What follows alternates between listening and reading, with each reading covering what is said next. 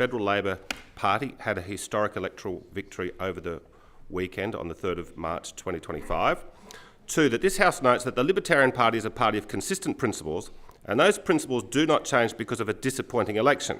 And we will continue to advocate for A, privatising the ABC, B, ending government subsidies and favours for the renewable industry, C, ending the ban on nuclear power industry but opposing that industry being owned by a government department, D, raising the tax-free threshold to $50,000, E, income splitting for couples, F, a 0% company taxation rate, G, make superannuation voluntary, H, abolish the Federal Department of Education, I, restore the legal definition of a woman based on the recent UK Supreme Court ruling, J, restrict gender transition to legal adults, K, protect the freedom for... Sue Higginson interjects all the time. A, protect the freedom for individuals to choose whatever form of counselling they want. L, end the immigration quota scheme and replace it with a market-based immigration cap where employers would pay a fee to bring in skilled migrants that employers need to expand their business.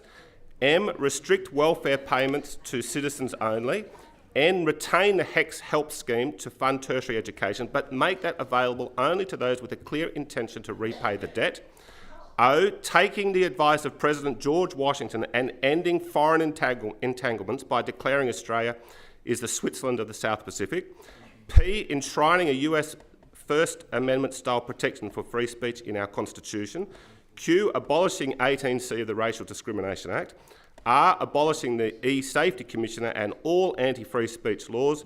And S, a pro-Bitcoin approach that recognises that the state doesn't have to control our currency and crank up the money supply when they run short of cash. And 3, that this House notes that despite the disappointing result of the Libertarian Party, they will not budge from their policy approach and will double down on their efforts to avoid Australia sliding into national and economic malaise reminiscent of the old Argentina.